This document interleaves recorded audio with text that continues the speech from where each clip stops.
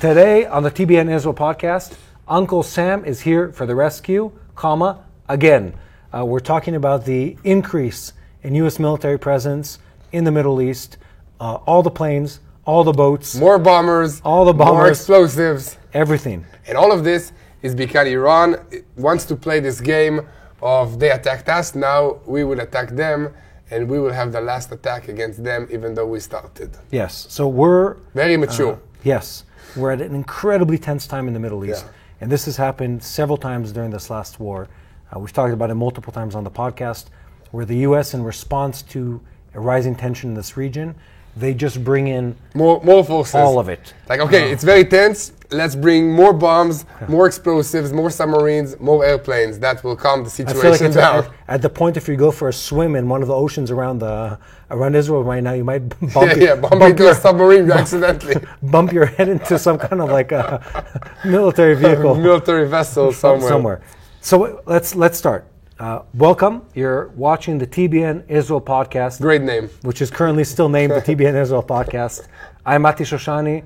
This is the one and only Yair Pinto. Thank you very much. Back from several days of being sick at home with the best of the Israeli flu season. Yeah, it's very strong stuff. COVID was for kids. Now the flu is what we're talking about. Anyway, so, you got me there.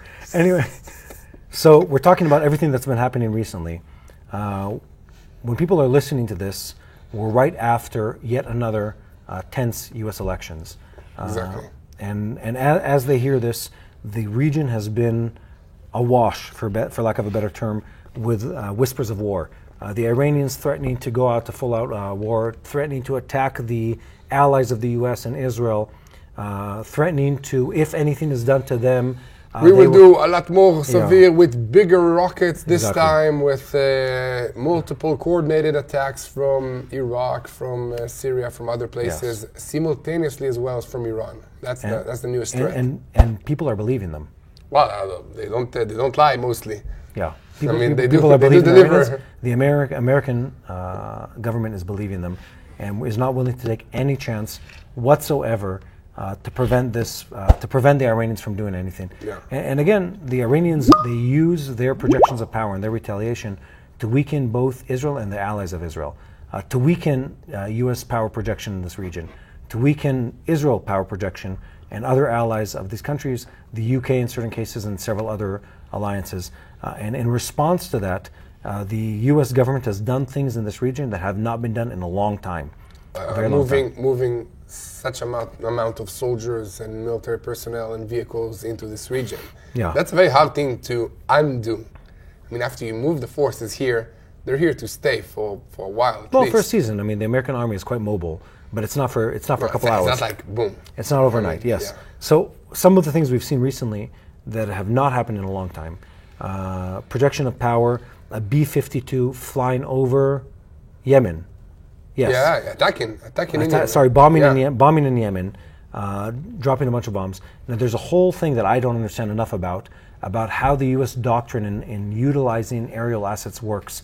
And there are stealth bombers and stealth attack fighters and UAVs, and then there's the big bombers. And the big bombers are used for very specific purposes. Basically, after you neutralize all the aerial defense systems, then you're sending the slow big bombers that can drop a lot of bombs, heavy bombs, and basically flatten out an entire neighborhood. Yeah, and what an F-35 or an F-32 can carry, F-22 can carry. A few bombs that are very precise. Small bombs. But if you want to drop a Moab, a bunker buster, or something more severe, you need the big bombers, the OGs. And they brought those into this region. Mm-hmm. They brought in a substantial amount of other defense sets and other attack capabilities, and we're going to talk through them. And it's all to show the Iranians that they mean business. This isn't just a empty statement of like, we'd really ask you kindly not to attack Israel in retaliation. No, it's like, we are ready. If you attack, I mean, we're here to respond. Yeah. We're putting our foot down if you respond. And it's interesting, they've showcased some of the weapons. These are not defense weapons. No, it's attack weapons. Attack weapons. Yeah. There has been an influx also of the defensive side. So there's a huge strategic significance to this. They brought in more defense tools. They brought in more ships. They brought, there's a term that the U.S. Army or the U.S. Navy or whatever the defense forces use They call it strike groups. Yeah. So it's not just a ship that comes in. It's when the aircraft carrier comes in, it comes in with a logistical support. It comes in with so-and-so air. Of course, you need technicians to come in with it. No, but not just on the vessel. It comes with other ships. Yes. Many other ships. Cruisers, all these different missile ships. All these defensive assets. Intelligence airplanes, all these different things. Cooks. Yeah. I mean, basically, we know that for every fighter, you need at least, 10 or 7 non-fighter soldiers to make sure the operation runs. Yeah. So we have a lot of forces here in this region now from the United States. And it just means that the U.S., despite all the rhetoric and all the politics, the U.S. military is here, boots on the ground in this region, ready to react to whatever is happening. Yes. So we do have like a responsible military power here in this region ready to react to whatever development will happen. Yes. Which is good because they're on our side. I'd rather have the Americans here than anybody else. I'd rather there was no tension, but yes, all things considered, this is the best. I don't know when we had no tensions. Did we? Not recently. Not in the last 15 years. So let's set the stage for what's been happening. We're talking today about the fact that the U.S. armed forces have significantly increased the amount of assets they have in the Middle East. And those assets include special forces spread out through different countries, ships, aircraft, logistical support, air defense systems, intelligence energy that's focused on this area, multiple visits of the head of CENTCOM, Central Command of the American Army, all focusing their attention on this region. Again, to frame the conversation, the U.S. Armed Forces is by far the biggest, the best equipped, and the most professional army in the world, period, full stop. Yeah, they have the best technological advantages, abilities, capabilities. So this army that is a machine, an unstoppable machine, that is a force second to none in the world.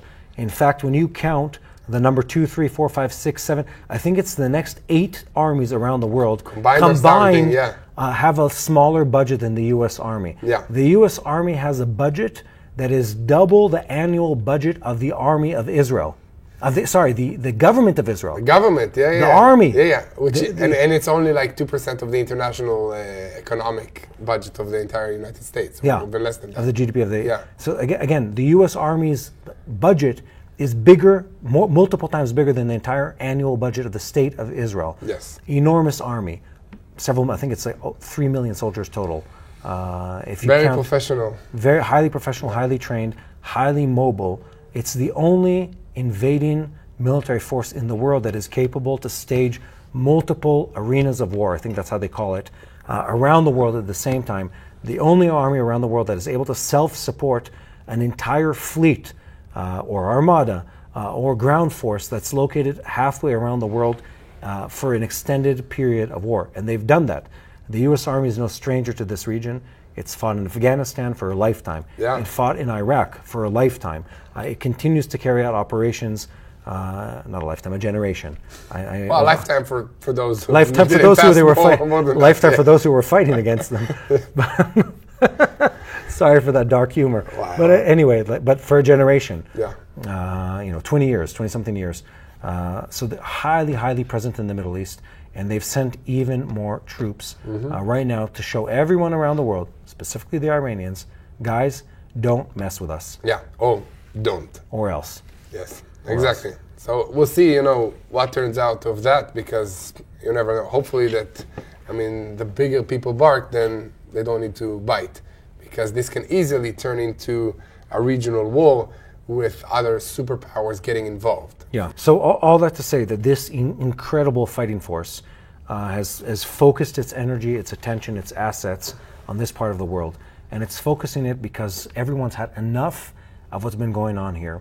And there's a push across every front, Hezbollah, Hamas, Houthis, Iranians, to bring this never-ending, going on 13-month war that's been fought on multiple fronts, to bring it not to an end, but to some kind of conclusion. Yeah, and the conclusion's a series of agreements, a armistice agreement, some kind of... Releasing the hostages, something. stopping the maneuver in South Lebanon, stopping this exchange of attacks between Israel and Iran, and then having some kind of, okay, let's get back to normal business in this region. Yes. And He's threatening without actually attacking. Yeah, and this is all done with the backdrop of multiple exchanges of blows between Israel and the Iranians. In every one of them, the American armed forces were involved in aiding Israel actively. It's going after several years of the Americans fighting against, let's call it proxy wars on behalf of Israel and its allies against Iranian proxies, the Houthis specifically. And the Americans have ebbed and flowed in their ability and desire to be the peacekeepers of this region. And the later days of the Biden administration in this region are strongly marked with a very clear message of, we stand with Israel strongly, we're putting our money, our assets, our technology, our global support in finances, in military equipment, in personnel, and in diplomatic support behind Israel, full stop. Amen. I know this is a charged political statement, but you can also talk about what happened before the war in relation to the democratic government, but during this war, the American government has aided Israel heavily in a substantial amount of money, substantial on every account, on every level, in a substantial amount of weaponry, in a ongoing, what do you call it? It's hard to say, but like, I mean, despite what you hear by politicians, the actions of the United States military army in general is different. Yes. I mean, we have agreements, we have arms shipments, we have support when we were attacked by Iran multiple times, and we have the support in the future if we'll be attacked against. Yes, 100%. Yeah, so that's nice to hear, to know. So that's that, and I'd say I think also like on an emotional level, it's important to state that you can't overstate how important it's been for Israel to have the emotional support of the Americans. And again, now when we're talking about this, like on on an ongoing basis, we're sort of on the high horse. You know the expression? On the high horse? Not on the small horse? No, on the high horse. Okay. No, small horse, less good. High horse, good. Good. Good, okay. In Hebrew we say alagal, on the wave. On the wave, okay. Now, we're winning in Hezbollah, we're winning in... Yeah, we just started with the peoples, then Nasrallah assassination, then number 2 assassination, number 3 assassination, 4 assassination, basically no more numbers there, and then we're doing well, so... But it wasn't always like this. It wasn't always like this, and when this war started, and we were both called into reserves this October over a year ago, we were isolated globally. Exactly. And the U.S. government, in a very strong show of support, publicly, from president and all the way down on every public official, they stand beside Israel. And they do it unequivocally, they do it without any, but unless, kind of like, without any, like, I can't say this, without going back on any of those statements. They strongly support Israel, they strongly aid Israel, they strongly help. And right now it's this push to do that again, to try to sort of wrap up this conversation to move on to the next phase. Yeah, so let's go back to what happened so far between Israel and Iran, which is like the biggest existential threat of the Jewish state in these days. So they launched an attack of hundreds of ballistic missiles and drones at us. Then we retaliated by targeting an aerial defense system near a nuclear facility of Iran. Okay, one strike or something very small and precise and pinpointed. You're talking about back in April. Back in April, yeah. Then they carried out another massive ballistic missile attack. That was on October 1st. Exactly, good memory of dates. And that was 180 ballistic missiles, cruise missiles. I've heard the number was actually a lot higher than that. Well, that's the official number. That's the official number that they said that arrived here. Maybe many exploded in Iran on the way. I've heard several reports that said that the number was a lot. What's also interesting is also the Israeli response, which was October 21st or 22nd. 27? Okay. Sometime before the end of October 2024.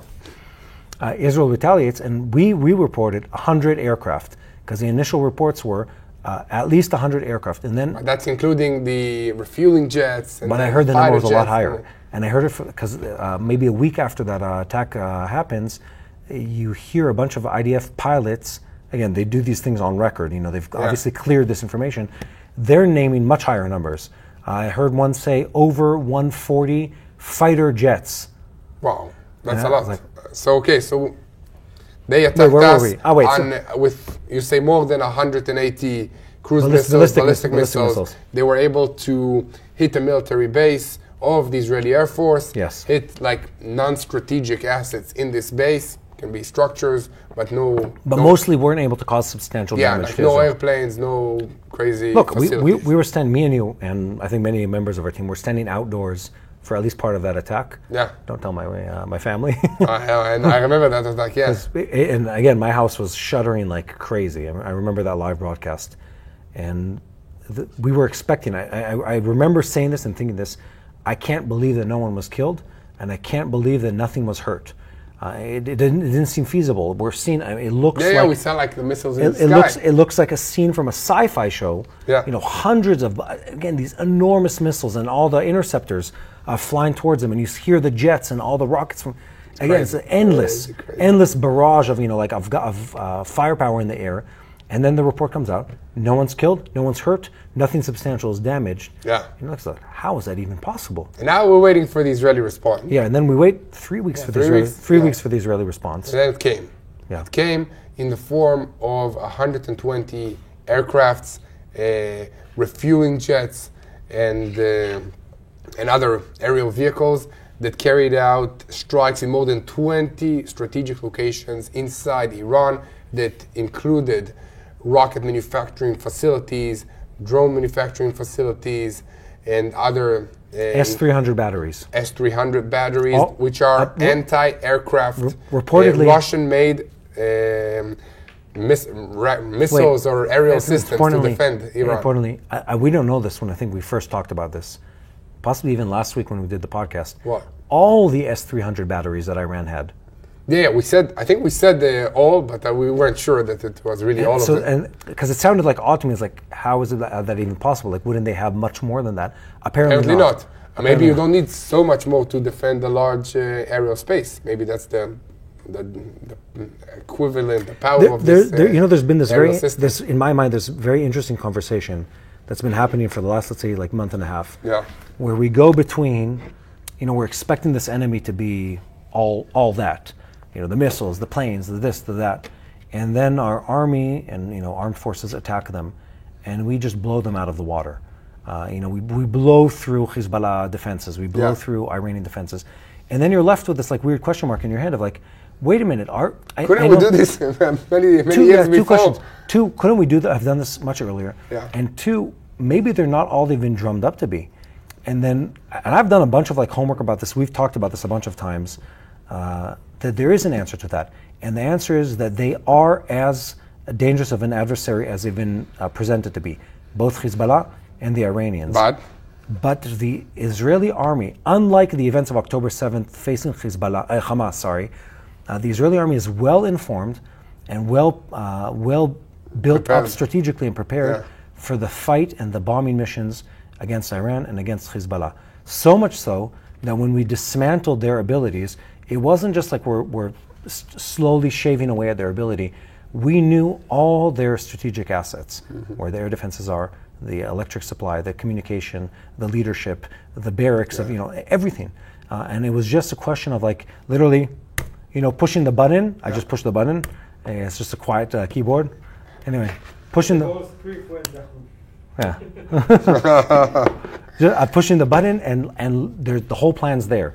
How do you dismantle, the Iranian ability? How do you dismantle the Hezbollah we had ability? shelves of operations, of missions, of tasks, of locations, of targets ready to be used, especially in Hezbollah, against Hezbollah and against Iran. Yeah. But another very important issue, and that is, why didn't we do this in the Gaza Strip? And that's the hostages.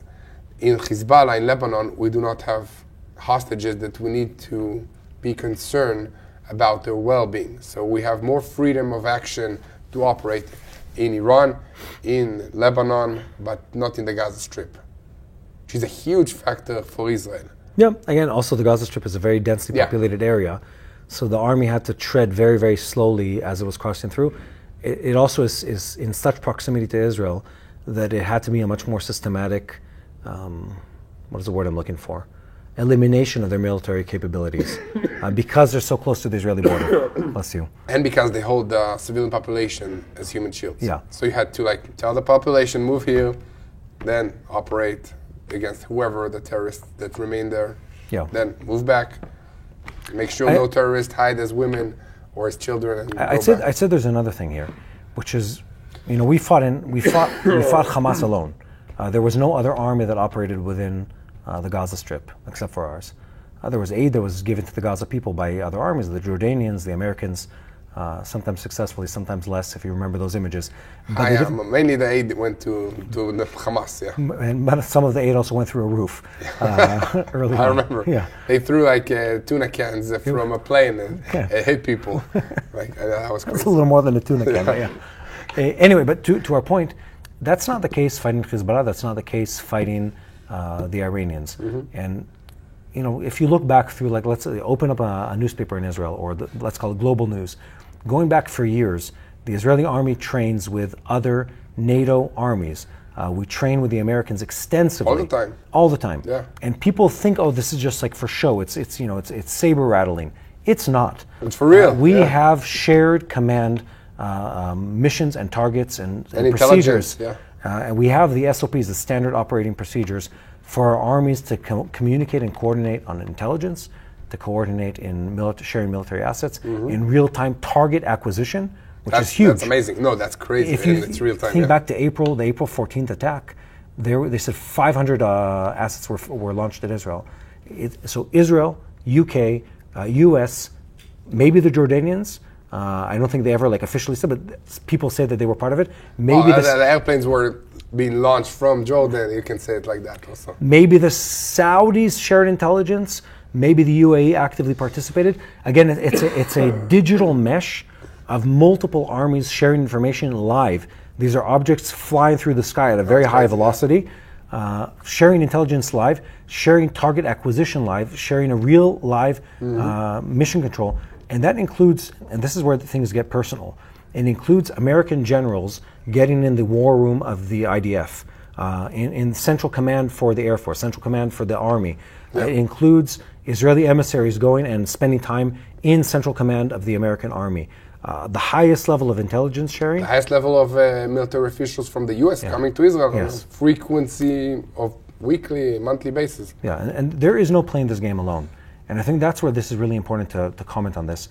When the U.S. Army operates in this, armed forces, when I say army, I mean that it's hard to break the habit because in Israel we're just an army, just the IDF. When the U.S. armed forces enter into this region, we're working hand in hand with them in a very, very close way. And when we're doing that, our ability, our force multiplier, and theirs, by the way, it's this beautiful integration of the two systems.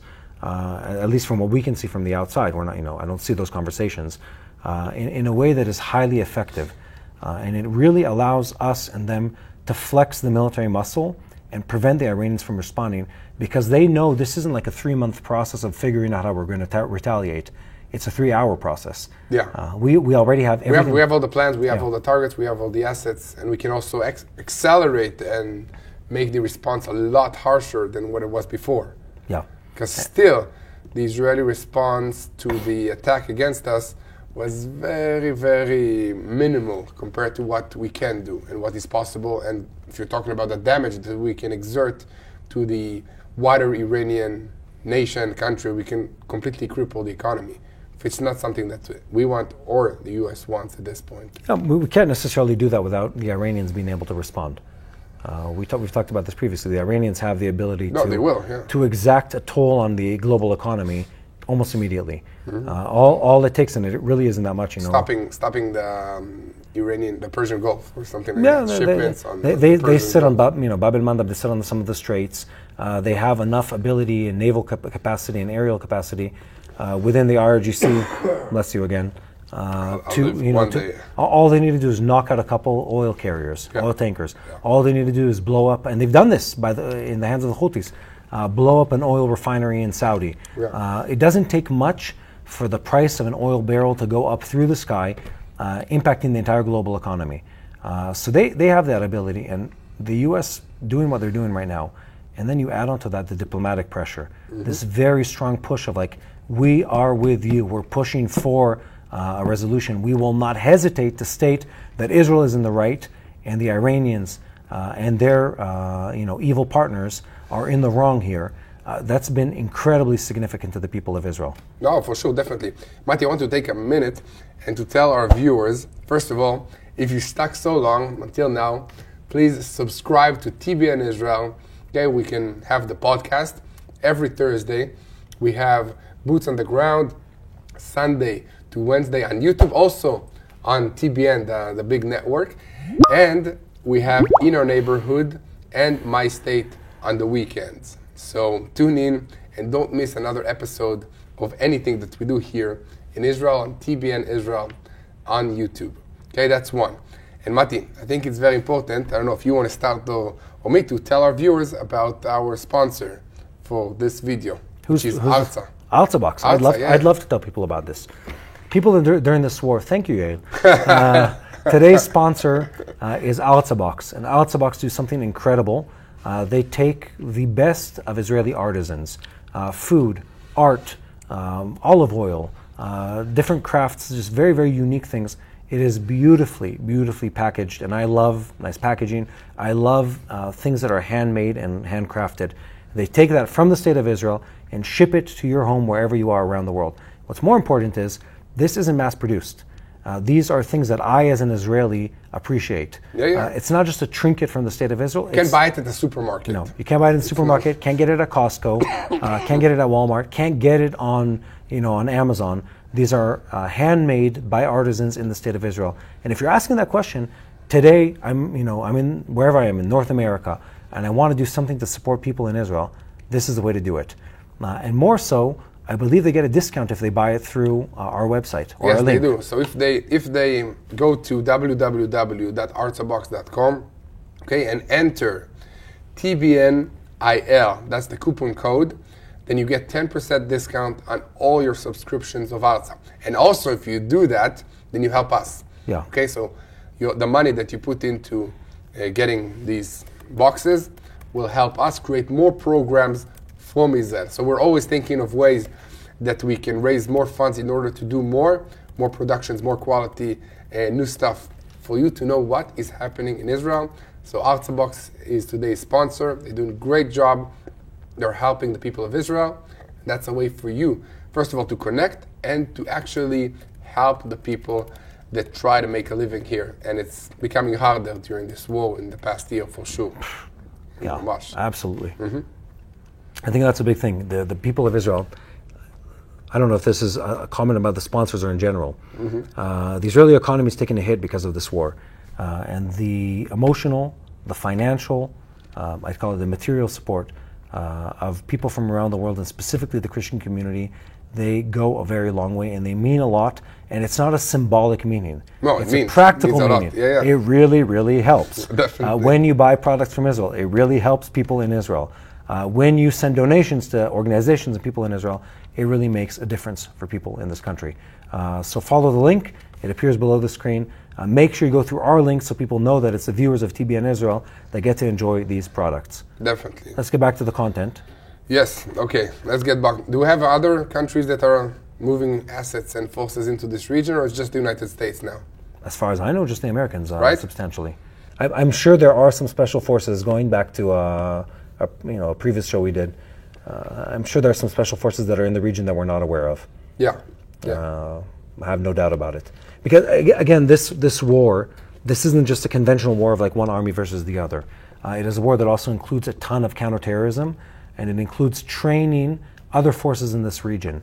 The enemies of our enemies, the forces of other countries around us. Yeah, and also you need to pick your allies and invest in them and help them train and evolve so that they will fight your war for you instead of you needing to send your own troops to that area and solve their problems.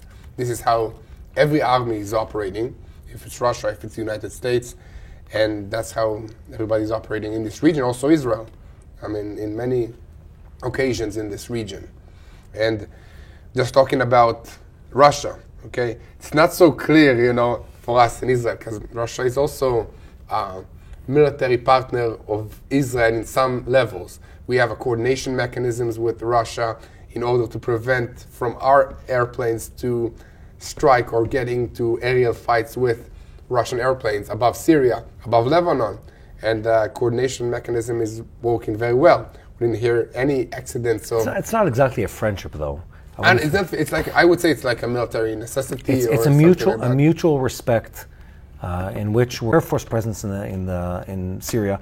They have a special forces presence in Syria. They are the enemy of the U.S. and Israel allies in this part of the world, and they're doing it because it's part of an overall agenda of countering U.S. influence. Same way it was in the Cold War, just as it is now. You want some water, Mati? Yes, please. Anyway, so let's start wrapping this up. A couple thoughts. One, from October 7th, and obviously actually since before either of us was born, but specifically if we're talking about this war, since October 7th, the U.S. has been the best of allies and friends to the State of Israel. Amen. Yes. Full stop, no discussion about that. To the point where they've equipped our army in an ongoing high velocity war. And thank God they did that, because the fruits are showing now in this year, in this war. Yes. We have advanced superiority, advanced weapons, more than all of our neighbors. Yeah, but like, for instance, last week I was at a firing range with my soldiers, and the bullets we fired from our M4 rifles. American-made. So it's an American-made rifle, and the bullets were U.S. Army issued bullets. In their, I forgot what the name of those boxes. I know it's called a satchel. When they come in like the fabric pouch. It's just different ammunition packaging than what we use in Israel. Really? Like the little fabric pouch. And it has a speed loader for the magazines. It's all, again, U.S. issued. And then when things flared up with the Iranians, again and again and again, the U.S. sends a substantial show of force to the Middle East. We're talking tens of thousands of soldiers. Yes. They've done this before, and they're doing it now. And in the season leading into the U.S. elections, they did this in an incredible show of force. Probably learning from past mistakes, of knowing that the Iranians love to publicly humiliate someone who thinks that they've already won something.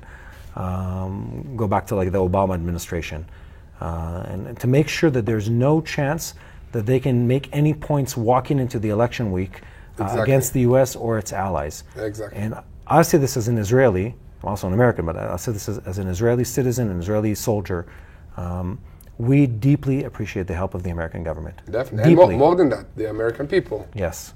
Forget about the American government. The American people has always been standing with Israel, especially since I remember myself. Yeah. Okay? So. And I think it's, to your point, Yair, it's substantial to say that the fact that the evangelical Christians of America are publicly, politically active in support of Israel is hugely meaningful. Hugely meaningful. Sure. Think about the images of President Trump back in his, what was this, 4 years ago? What? He's surrounded by, he had evangelical council around him. And you have all these pastors, and some of them are people we've worked with and we know personally. Yeah. Andrew Bronson? Quite a few of them. You look at them, and these are, again, men of God, but also people who love Israel. Love on a biblical level, on a spiritual level, on an emotional level. Physical level, come here. That's why we know them, because they come here. And he surrounded himself with these people. He surrounded himself with people like the likes of David Friedman, the former U.S. ambassador to Israel, who are as Zionist as a person could be, more than many Israelis are. Just love the state of Israel. And they're the people that he put close to his ear to talk about that support. So we've felt that support again and again and again. And through this war under President Biden, again, incredible show of support. And this is all to say to the people around the world, this political pressure that you put on your public elect in the U.S., it works. It works, It works. My life, the life of my children, of Yael's children, of our team's families, is safer in the state of Israel today, as we record this show, than it was if the U.S. wasn't such an ally, and if the lovers of Israel, the followers of Christ, did not make an actual effort to change the minds and affect the policies of the government. And I think that's sort of where we can wrap this up, is if you're asking yourself the question, should I go demonstrate in support of Israel? Yes. Should I pray for Israel? Yes. Should I tell my friends and my church and my family and congregants about supporting Israel? Yes. Should I like, share, and subscribe this content? Yes. Make sure you do that because we need it, and it makes such a huge difference. Definitely. Send a letter to your representative in Congress. Tell him that you want them to support Israel because that's what the Bible is telling you to do, because that's what you feel that God is telling you to do. But really pray to God and feel that that is what God is telling you to do and how to do it and act. Okay, as believers, we need not just to pray and feel and stay at our own comfort bubble. We need to act, because this war is not just about Israel and Iran or Israel and Hamas. This is a war between good and evil. Yes. And this is a spiritual war. And as believers in Jesus, in Yeshua, in God, we need to unite, to pray, and to act in accordance with what God is telling us to do. Okay? So I think this is a good place to end. Good place to end. Let's summarize. Okay. Lots of bombers, lots of soldiers, lots of vessels, lots of aircraft carriers coming to the region. Beware where you jump into the water that you don't hit any military vessel. Knock your head on a U.S. submarine. Don't watch out if you're fishing that you don't, fish a nuclear submarine or something accidentally. I love that, Hinge. And again, to say, of all the topics we talk about, this is one of those cases where the prayers and the love and the support and the public support of the State of Israel affect policy in a substantial way, where the U.S. government has backed Israel on every possible level, has been a friend to Israel on every possible level, has equipped the Israeli army, again, on every possible level, again and again and again. And we deeply, I can't express this in words, deeply appreciate the show of support that we've seen over the past year. And it doesn't matter, what the political state is in the U.S.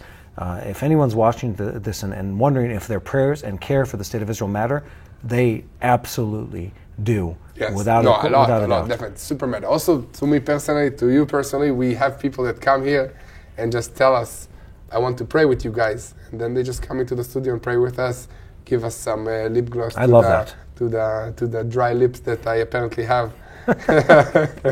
It's really amazing. No, it's like the personal level that it gets to is what makes the difference. Yes. It's way more touching to have one person either send a letter or come here in person to say, hi, thank you for what you're doing, than a million likes and hearts. Yeah, let's end this on a positive note.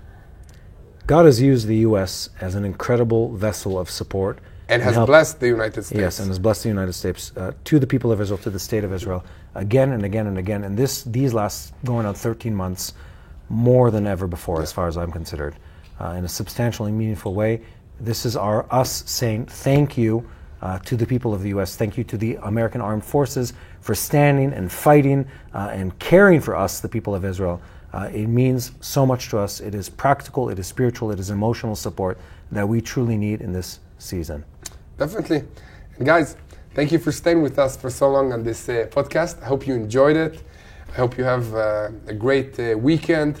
If you want to join our programming of this weekend, you can tune in to My State in Our Neighborhood or Insights Israel and the Middle East. Okay, and more programs that we're working on. We have some more stuff on the pipeline. If you like our content, please share, subscribe, like, and press this little bell thing that will remind you that new programs are coming. And if you want to pray for the peace of Jerusalem, we have a 24/7 live camera of Jerusalem, which is right behind me, but it's a bit dark now. And you can take a look at it and stay connected to what's happening in Israel, in Jerusalem. So thank you so much. And most importantly, keep praying for the peace of Jerusalem, and together we'll win this war. Hello, this is Mati here in Jerusalem with TBN Israel. This is Yair Pinto from TBN Israel here in Jerusalem. TBN Israel is keeping viewers informed with Israel-focused news, culture, and what God is doing in this land. Support TBN Israel today online